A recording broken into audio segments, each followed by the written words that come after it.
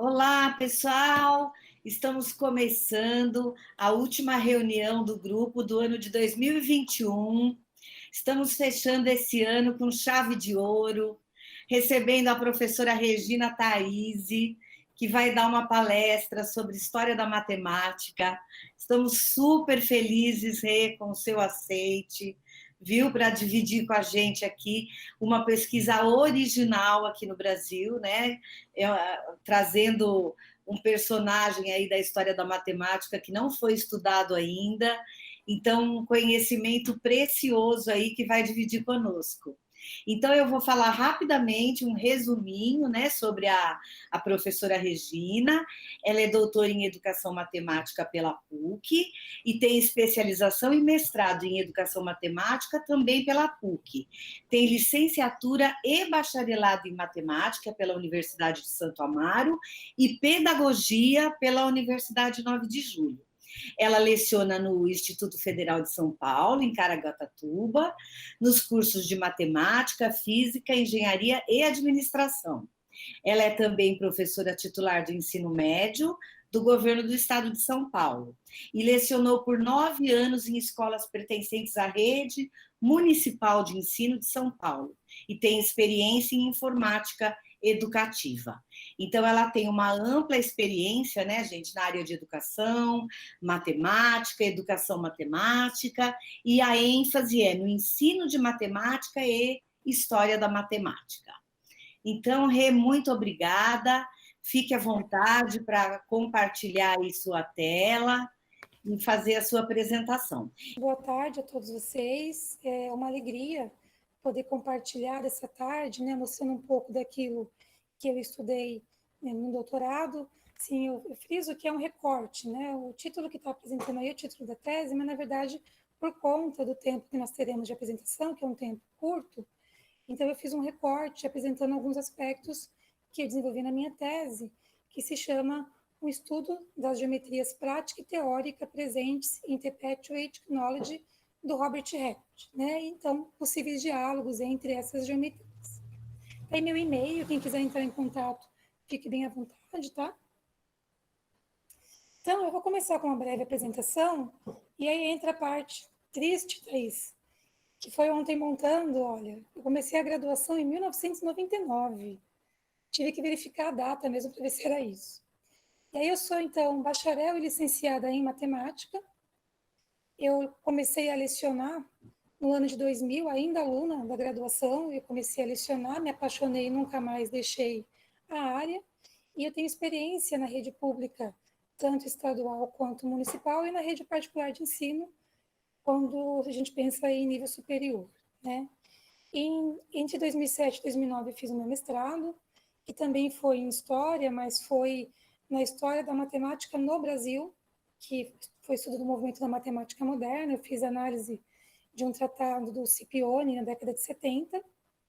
E entre 14 e 18 eu fiz o meu doutorado, que aí eu trabalhei também com História, mas no outro viés mais próximo, né, da História das Ciências, estudando a geometria no século XVI, um recorte muito específico de um tratado que eu vou apresentar a vocês.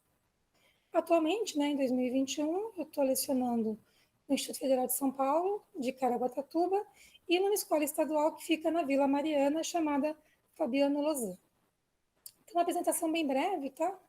Só para vocês terem uma noção mais ou menos de quando eu comecei da pesquisa. Então, falando, né, propriamente da pesquisa, a minha pesquisa ela envolve um diálogo entre algumas fontes, né? Eu vou trabalhar na pesquisa que eu vou apresentar a vocês com esse tratado que está aparecendo na tela. Ele é um manual de geometria, especificamente escrito no ano de 1574, lá na Inglaterra, escrito no inglês da época, né, no inglês moderno. Esse manual, esse tratado de geometria, foi escrito por um matemático chamado Robert Record, que é pouco conhecido por nós aqui no Brasil. E, junto a essa análise, eu utilizei os elementos de Euclides, por meio de uma tradução que nós temos de fácil acesso aqui no Brasil, que é essa que está aparecendo para vocês.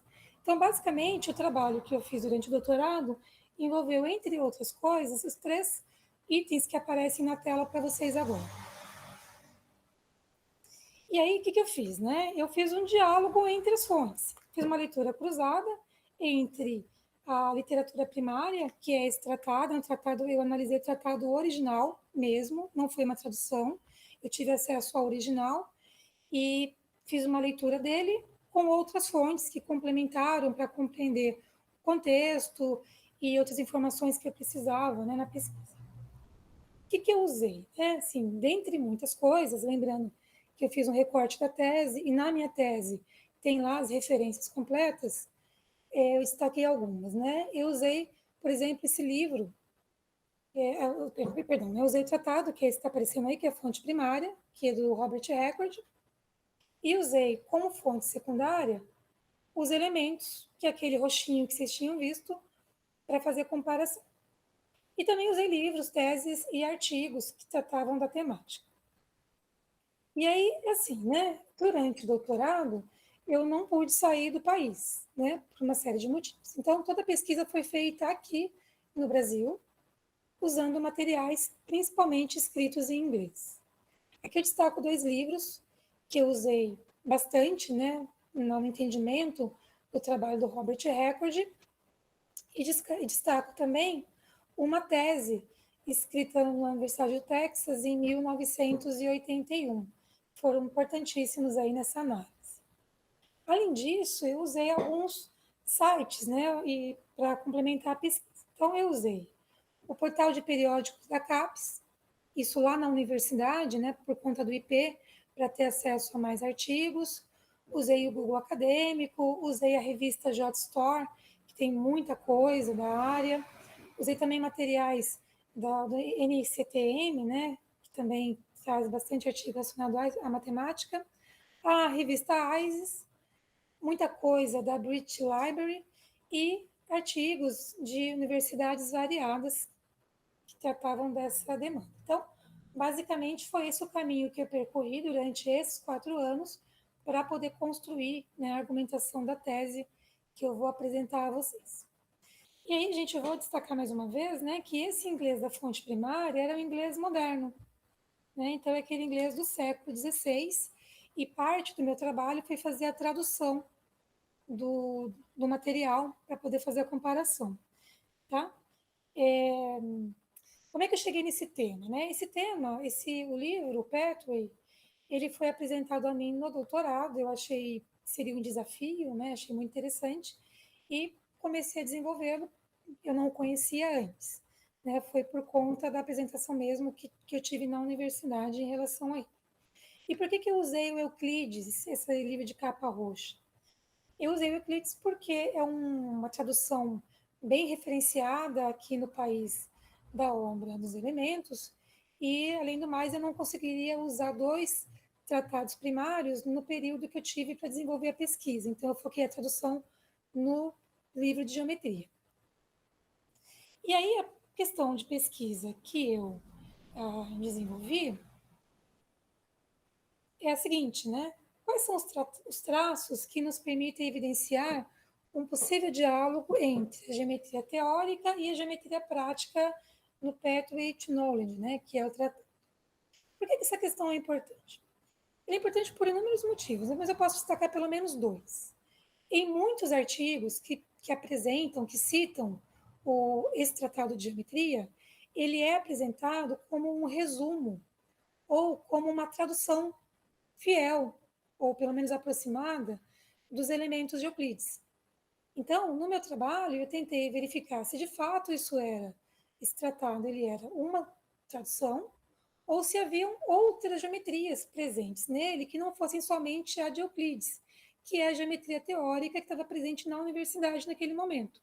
Então, eu verifiquei se eu tinha nesse manual a geometria teórica de Euclides, mas também a geometria prática que advém de outras tradições dos praticantes das matemáticas, que vou falar um pouco mais adiante. Então, basicamente, né, assim, 2 coisas importantes é verificar se esse material não é uma mera cópia, então, se não é, como que está presente esse diálogo aí? O que eu tive como objetivo, né? Alguns objetivos. Para que eu pudesse compreender a obra do Record, essa obra em específico, não bastaria eu analisar unicamente o tratado. Eu precisei analisar todo o contexto do século XVI, em que o Record estava inserido, no momento em que ele estava vivo, para entender ali quais foram as motivações que levaram ele a escrever esse tratado. Então, não bastaria ficar somente no manual, né? Então, além disso, né, o que eu fiz, né? Compreendendo esse contexto, eu fui verificar quais eram os conhecimentos matemáticos que estavam presentes no tratado e como é que se relacionavam com a prática e o saber erudito, que aí é o elemento, né, no período. Depois eu fui tentar compreender as apropriações e as relações que o Record promoveu e identificar e depois, né, analisar se há esse diálogo, né, entre as geometrias prática e teórica. Então essa é parte da pesquisa, né, dos objetivos que eu desenvolvi na tese. Eu vou começar com uma pergunta que eu faço sempre. E aí, Thais, eu vou pedir ajuda porque eu não consigo ver a tela para as respostas. Alguém já tinha ouvido falar do Robert Record antes? Eu não. Thais, não. Cleiton, não. Camila, não. Crislanda, não. Peterson, não. David, não. Olha, em geral, nas Francisco, apresentações, não. João Pedro, não. Acho que ninguém mesmo.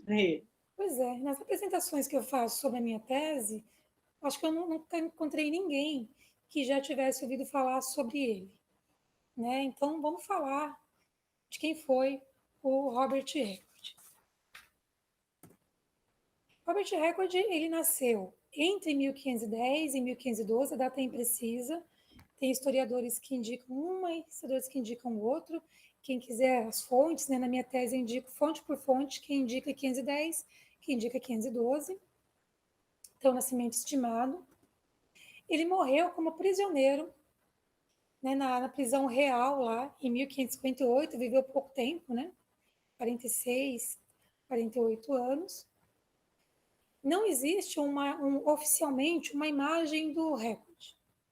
Se você olhar na internet, você vai achar alguns sites apresentando até a foto de Descartes como se fosse o Record.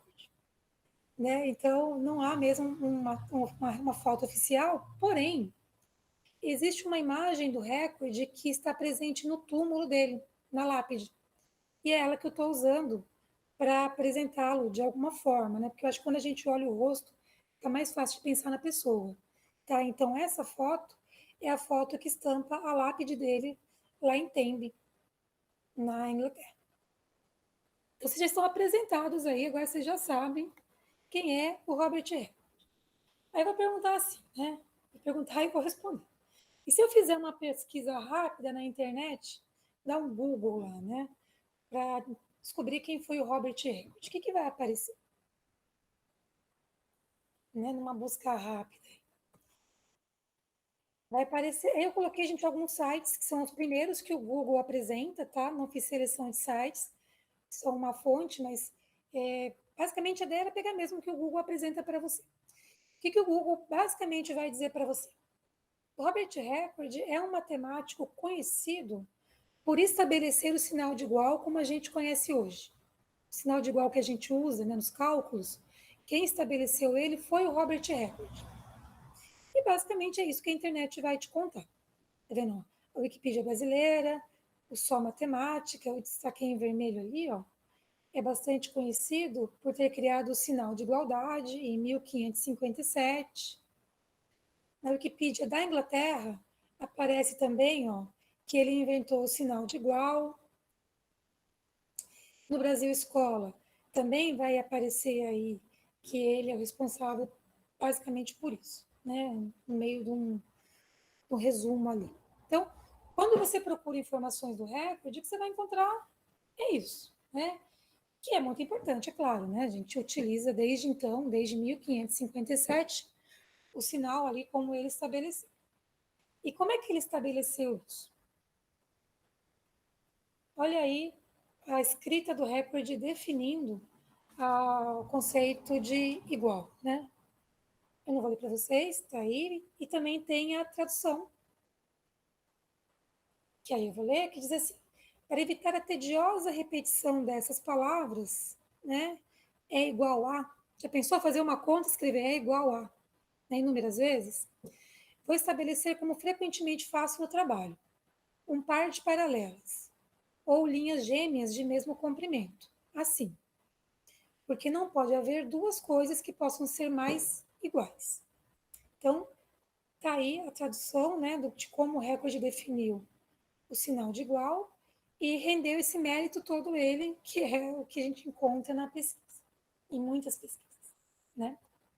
Certo. Aí eu fiquei pensando, né? Mas e se a gente for buscar na historiografia tradicional? A gente que é da matemática tem alguns livros que a gente às vezes nem usa tanto, mas se você olhar a referência para concurso, eles estão em quase todas as referências para concurso que tratam de história, que é o Ives e o Boyer, né? Como é que aparece o Robert Record e seu tratado? Como que é apresentado aí? E aí eu trouxe um trecho, né? Trouxe só do Boyer, porque na verdade é muito semelhante em ambos. E vejam, eu acabei não grifando, mas na segunda linha, ele vai dizer aqui, ó, que o tratado Pathway Knowledge é um resumo dos elementos. E é o primeiro a aparecer na Inglaterra em 1551. É só isso que ele fala do tratado e nada mais. E mesmo do recorde, né, o que ele apresenta é basicamente esse trecho que vocês estão vendo aí, tá? E aqui embaixo ele vai falar, né, do sinal de igual que é atribuído aí. Então, quando a gente fala de Robert Record, basicamente o que você tem é isso aí, né? Ou as paralelas, ou a afirmação de que ele fez um resumo de Euclides. Mas será que é só isso? Né? Será que existe algo mais, além dele ter estabelecido o sinal de igual, tal como a gente conhece e utiliza atualmente? Claro que sim, né? Claro que o que ele fez é muito importante, mas existem outras grandes contribuições feitas pelo recorde.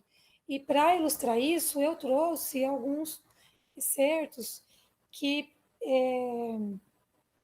mostram como ele foi importante também para outras áreas, para outros assuntos, né? Então veja, o Smith diz que o recorde é considerado o fundador da Escola Britânica de Escritores Matemáticos. O Cajori, ele fala que o Robert Record é a estrela da manhã da literatura matemática inglesa, é o primeiro escritor a usar a língua inglesa como veículo do pensamento em aritmética, álgebra e geometria. Eu vou falar um pouco mais adiante, né? Mas o Record é o primeiro a fazer uma transposição do conhecimento que estava na universidade em latim para o inglês. Que é o que eu acabei dizendo aqui, né? Ó, o Record é reconhecido como o primeiro matemático a publicar trabalhos na língua inglesa. Antes era latim. E ele foi o primeiro inglês a adotar os sinais de soma e subtração em escritas matemáticas. Então, só por aqui você já vê que ele fez bastante coisa, né? Assim, a gente vai desmembrar um pequeno pedaço do trabalho dele, mas ele foi uma pessoa muito importante no século XVI, pensando nos conhecimentos matemáticos. E aí, pensando no tratado em estudo, que é um tratado geométrico, né, Petrie, ele foi, o Francis, né, ele confirma que foi o Record foi o primeiro autor de um tratado em geometria escrito em inglês a utilizar Euclides como referência. Que ele foi um dos precursores dos estudos sobre álgebra na Inglaterra. E uma coisa muito importante que vocês vão entender no correr da apresentação é que o Record ele era um homem muito culto e ele introduziu cerca de 35 novos termos matemáticos que são utilizados até hoje. Eu estava até comentando com a Thais que o Cajori ele indica que Newton, por exemplo, teria usado um conceito trazido pelo Record, que é a palavra prick. Prick, Record usava para designar ponto, né? E isso lá em 1551 e chegou até o Newton. E aí dá para relacionar inúmeras outras pessoas conhecidas, né, pela historiografia, que de alguma forma tiveram contato aí com o Record. Bom, isso aí já é bastante coisa, né? Então, vejam só, para começar a entender toda essa importância que o recorde teve, e que eu apresentei aí por esses trechos, eu vou primeiro começar falando dele. Quem foi esse recorde, né? Quem foi esse homem? Então, o que a gente sabe dele? Primeiro, não existem pesquisas sobre ele, é claro, mas não existem tantas pesquisas, até porque não há tantos materiais disponíveis sobre ele. Mas eu vou apresentar um pouco da trajetória dele, que são imprescindíveis para compreender a confecção, né, a escrita do tratado. Então, vou começar pela família dele. O recorde, ele era oriundo de uma família de prósperos comerciantes lá em Tembe, que é a cidade natal. O pai dele chegou a ser prefeito da cidade. Tembe fica no país de Gales e, segundo alguns pesquisadores, isso é muito importante porque Tembe, nesse período, era uma importante rota de navegação. Então, o recorde, desde muito cedo, teve contato com o navegador, com o comerciante, com o advogado, que vinham de diferentes locais do mundo e traziam, então, diferentes idiomas, culturas, né? A questão dos negócios, do dinheiro. E o correr da obra do recorde indica que esse momento da vida dele, o nascimento em Tembe, tem uma grande influência em tudo que ele vai fazer depois, tudo meio que amarrado. Que é, por exemplo, né, o que o Williams aborda, dizendo que a gente pode perceber na obra do recorde muitas coisas ligadas à navegação e questões mercantis, que tem tudo a ver com a questão portuária.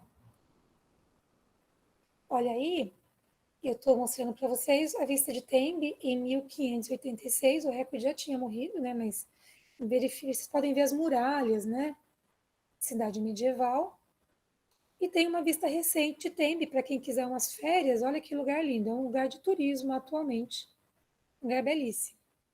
Então é aí que o recorde nasceu, viveu parte da vida, e é aí que está, né, a lápide dele, né, com aquela foto que eu mostrei para vocês.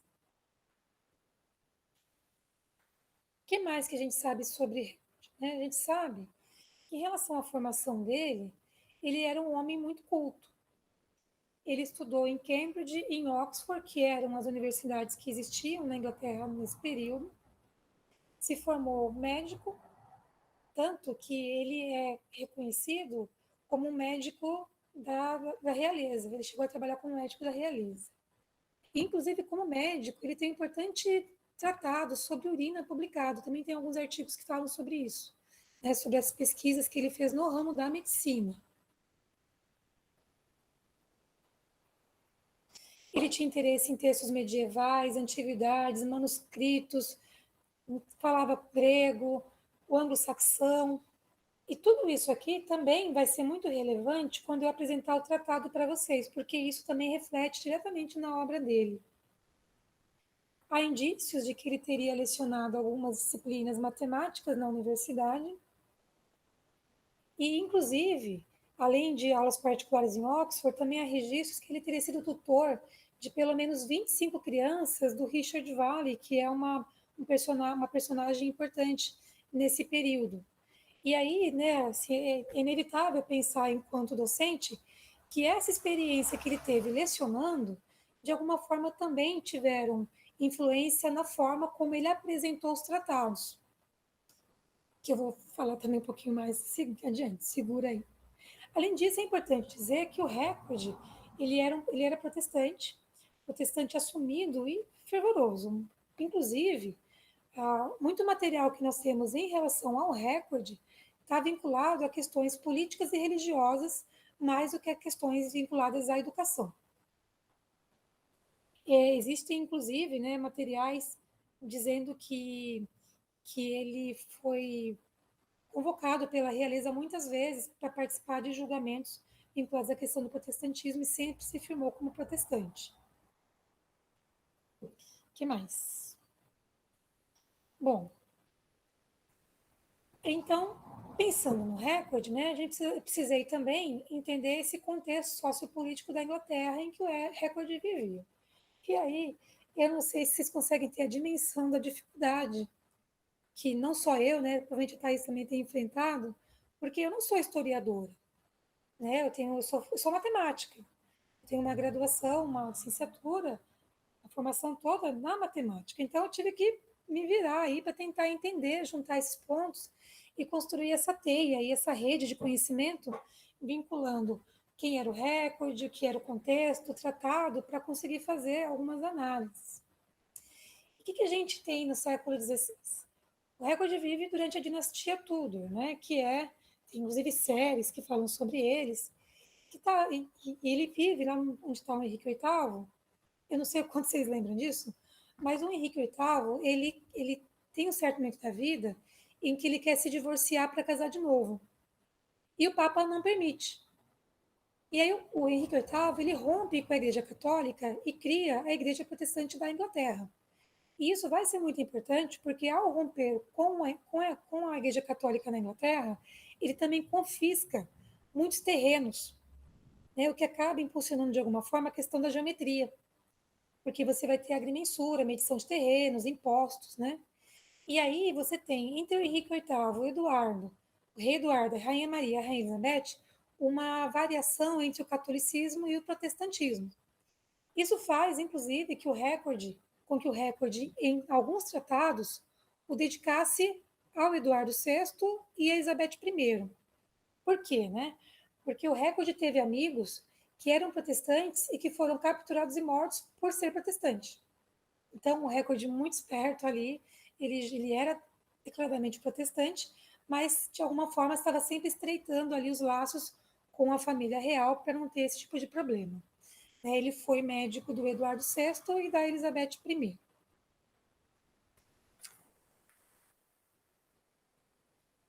Então, você tem os conflitos religiosos, né, como eu havia mencionado, que é essa questão do rompimento e da fundação da Igreja Anglicana da Inglaterra pelo Eduardo VIII, perdão. E esse rompimento, então, ele incide diretamente nas questões da agrimensura, né, pela medição dos terrenos, divisão de terras, impostos. A Inglaterra também pensa que a gente está falando em 1500, né, 1500 alguma coisa. Então, nesse momento, existe um grande movimento de expansão territorial, né, de avanço, de uma tentativa de avanço na cartografia, para o mapeamento desses novos terrenos, aprimoramento das técnicas de navegações, porque as navegações estão comendo solto ali, né? Ainda é feito por cabotagem nesse período, que é aquela navegação que você faz sempre olhando ali o terra, né, terra firme. E isso inclui muitos assuntos militares, como defesa, questão de artilharia, fortaleza, organização bélica. Tudo isso está pegando fogo ali na Inglaterra no século XVI, que é onde o recorde está situado. Mas, veja, né, assim, como é importante entender isso para entender o tratado. Porque você tem a Inglaterra, assim como as demais nações da Europa, correndo, né, para, de alguma forma, ter um avanço aí na ciência. Mas existe, nesse momento, uma trava entre a teoria e a prática. Né? Você não tem a mesma língua sendo falada entre outros. Tem, inclusive, alguns autores que dizem que havia um divórcio entre a teoria e a prática. Por exemplo, Taylor, Taylor que está aparecendo para vocês aí em 1954, ele diz assim, ó, os marinheiros não conheciam a matemática formal e os matemáticos não conheciam a aplicação prática desses conceitos e isso dificultava o progresso técnico. Então, a Inglaterra precisava desse avanço, né, mas não conseguia esse progresso porque não havia um diálogo ali pensando nas matemáticas, né? E ela precisava disso. E isso faz, de alguma forma, que exista uma valorização das matemáticas, né, e o reconhecimento da sua utilidade prática. E aí você tem por toda a Europa, né, os príncipes investindo no desenvolvimento científico para poder chegar antes, né? Chegou antes ser o dono da Terra lá, né? De forma bem simplificada. E, além disso, uma coisa importante também de destacar é que esse vínculo que o recorde teve com a família real, e que é muito exaltado nos artigos que trabalham a história do recorde, indicam que essa proximidade do recorde propiciou que ele tivesse trabalhos como, por exemplo, de controlador de minas em Bristol e também como agrimensor geral na Irlanda em 1551. Quando o recorde publica o tratado geométrico que eu vou apresentar a vocês, ele está como agrimensor geral na Irlanda, né? E tudo isso só foi possível por conta dessa proximidade que ele tinha aí com a dinastia Tudor, né? Com algumas personalidades aí. O que mais, né? Então, esses conflitos, inegavelmente, né, impactaram na produção de material sobre agrimensura, e o recorde está aí nessa busca de demanda por conhecimento científico. Só que, veja só, né, assim, como o estabelecimento dessa rede precisa de mais informações. Então, a gente está numa Inglaterra que precisa do progresso científico e precisa das pessoas para isso. Mas você está num momento da Inglaterra em que a grande maioria está fora do sistema formal. O Ronson, aí que vocês estão vendo no primeiro item, ele diz que de 5 milhões de pessoas na Inglaterra nesse momento, somente 26 mil estavam na escola. Então, a maioria da população estava fora da escola. E, de todo jeito, na universidade, o que você tinha era o ensino do latim, o que a grande maioria também não falava. Então, esse avanço científico ficou travado por inúmeras razões, inclusive pela falta de formação mesmo da população. Você tinha as pessoas que trabalhavam, né, com as matemáticas, que eu vou explicar um pouco mais adiante, como o agrimensor, o navegador, o marceneiro e mais um monte de gente, mas são pessoas que não tinham essa formação da universidade. E não tinham porque não tinham acesso, e o material da universidade, até então, era escrito em latim. É o recorde, a primeira pessoa a fazer essa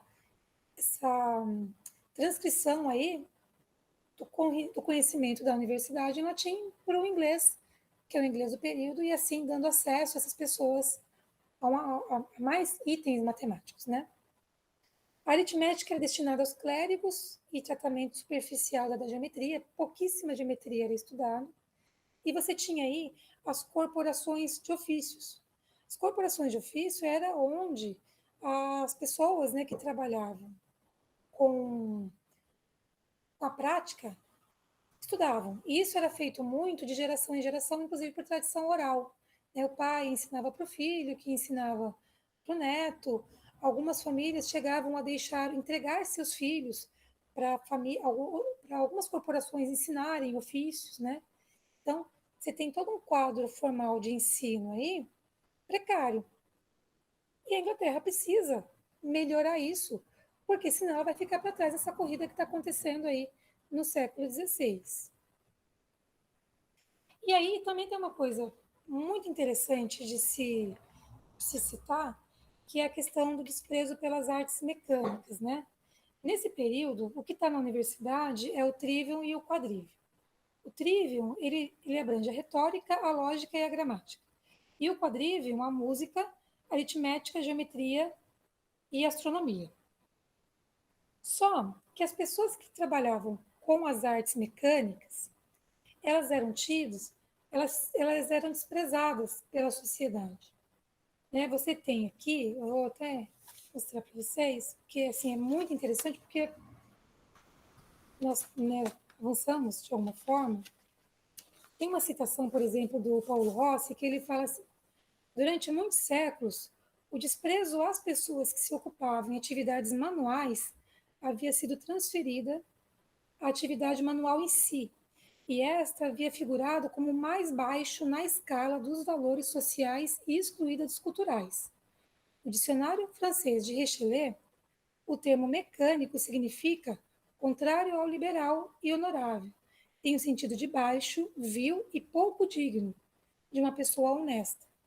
Então, olha só, os arquitetos, os pintores, os cartógrafos, os cosmógrafos, agrimensores, navegadores, astrônomos, artesãos, mais um monte de gente, artesãos e mais um monte de gente, são esses praticantes das matemáticas que estão vinculados às artes mecânicas e que são desprezados, né? São tidos assim como mais baixo nível.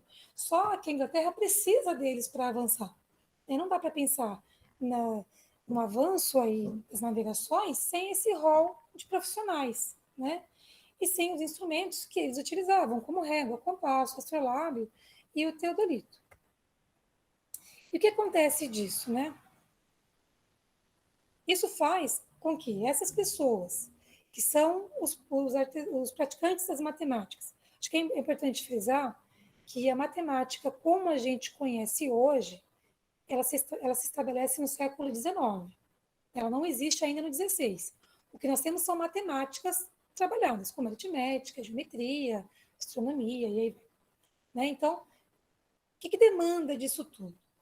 Essa necessidade de avanço científico confrontada com o sistema formal de ensino insuficiente e com desprezo dado às pessoas que, de fato, né, estão no chão ali trabalhando, fez com que houvesse um movimento de criação de manuais, de material escrito, né? E esses manuais, esses tratados, por exemplo, são esses que o Record produziu.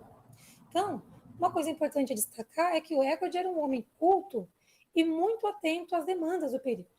Quando ele percebe que a sociedade precisa desse conhecimento e que esse conhecimento não consegue ser oferecido pela universidade, ele começa a trabalhar na produção desses tratados. E aí, assim, é também interessante nessa questão de quebrar a questão do gênio, entender que o Record produz esses tratados não somente para contribuir, né, com a divulgação, com a disseminação do conhecimento, mas também porque isso traz visibilidade a ele de junto à corte. Né? Ele mostra que ele conhece matemática e com isso, por exemplo, ele consegue ir para a Irlanda, né? E para outros lugares trabalhar a mando do rei. Acho que vale a pena rapidamente citar também, assim, tem artigos que indicam que, por exemplo, quando o Record foi a primeira vez como controlador de minas em Bristol, indicado pelo rei, ele teve problemas porque sugeriram que ele fizesse algum desvio de verba, porque a gente estava em momento de guerra tal, e ele não aceitou. E com isso ele criou grandes inimigos que ocasionaram mais tarde a prisão e a morte dele. E na segunda vez, quando ele vai para a Irlanda como agrimensor geral, tem alguns artigos também que indicam que os suprimentos que iam para as pessoas que estavam lá trabalhando e que o Record cuidava, ele supervisionava, quando o suprimento chegava, o Record revendia aquilo que ele tinha que distribuir. E eu acho que isso é interessante, não um julgamento de valor, mas para mostrar que ele era uma pessoa, né, com qualidades, com defeitos, e desconstruir aquela ideia de gênio, né, que senta numa cadeira e produz o conhecimento. Ele estava atento às demandas da Inglaterra e, de alguma forma, né, ele tentou, acho que não há demérito nisso, tirar proveito de tudo que acontecia ali. Então, você tem aí Paulo Rossi, né, que eu citei a vocês, dizendo a questão da divisão entre as artes mecânicas e as liberais. E aí eu vou focar um pouco mais nos conhecimentos geométricos, especificamente porque é o tratado geométrico que eu analisei no doutorado. Por que a geometria é importante nesse período? Porque há uma valorização da agrimensura. E quando a gente pensa aí na geometria, a gente tem que pensar nesse período na agrimensura também. Então, era necessária a questão de você ter um levantamento mais preciso do tamanho das terras. Porque isso, economicamente, né, gera dinheiro. Você tem impostos que são pagos de acordo com o tamanho do território. Então, precisa medir direito isso. E aí entra a geometria. Né? Você tem disputa de terras. Há uma grande valorização da geometria nesse período também por esses motivos.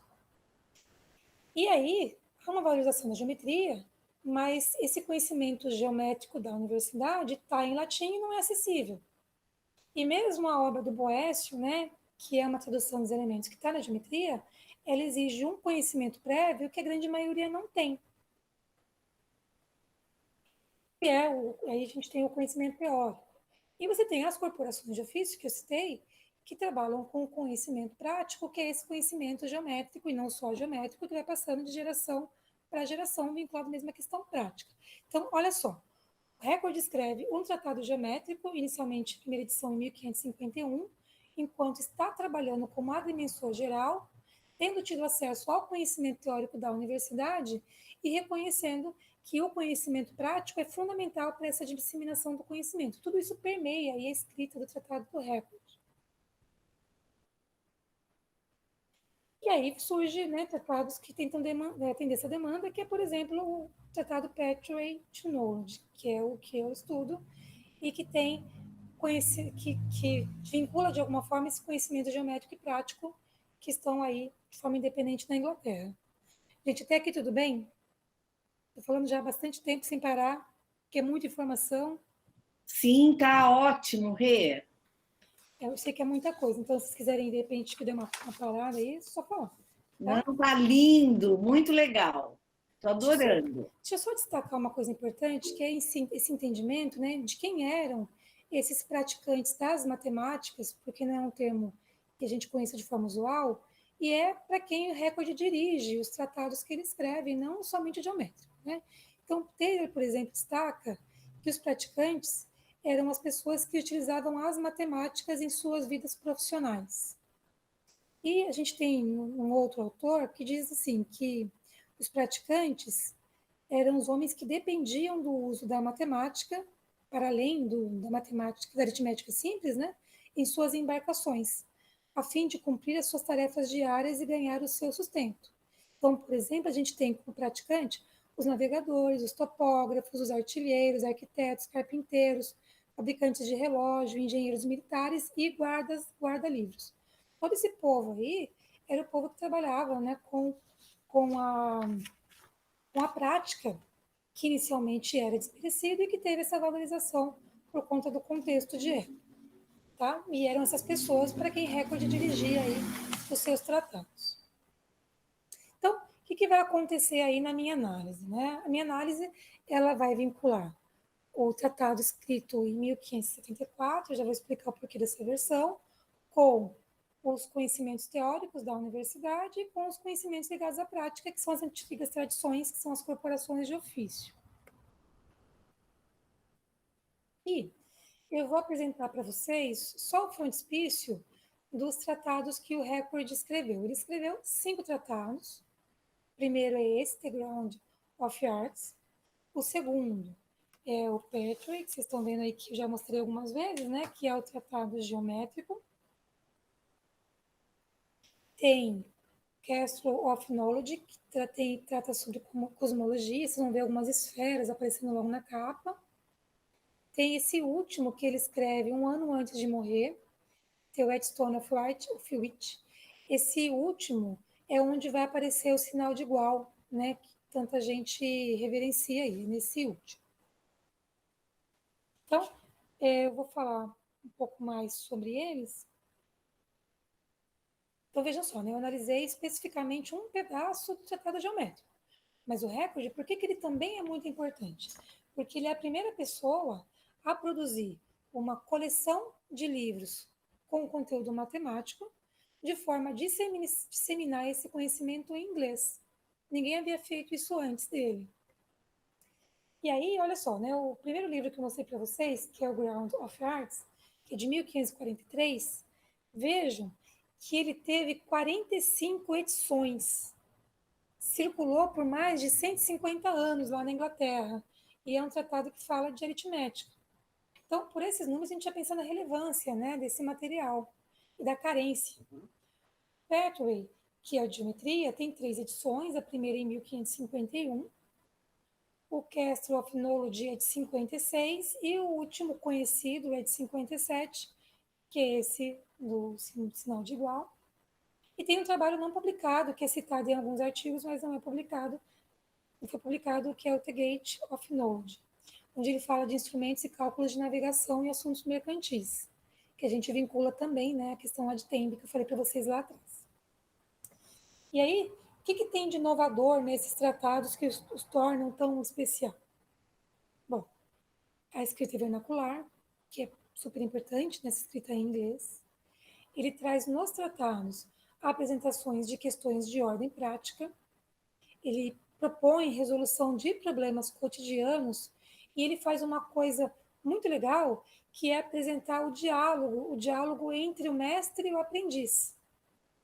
Ele só não faz isso no tratado geométrico, e alguns artigos especulam que é por conta do conteúdo mesmo.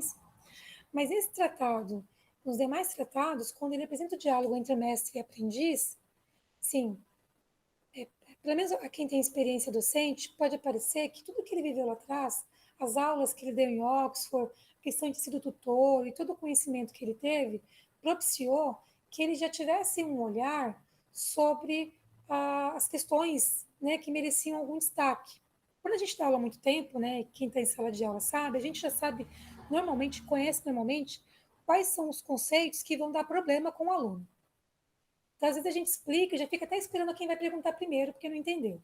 Porque é mais complexo, porque é complicado. E aí a gente já vai aperfeiçoando a nossa explicação para essa demanda, né, de forma que aquilo que eu já identifico que é muito complicado possa ser entendido mais facilmente, né, pelos alunos. E no recorde aparece isso, porque essas construções que ele faz são, assim, uma palavra atual, né, são muito didáticas. Esse diálogo que ele propõe é muito didático. Então, ele apresenta esse conhecimento de forma mais didática. Eu ia colocar aqui um slide mostrando esse diálogo, mas eu acabei não pondo porque não aparece no Pathway e também porque já tinha bastante coisa para falar, achei que ficaria um pouco puxado, né?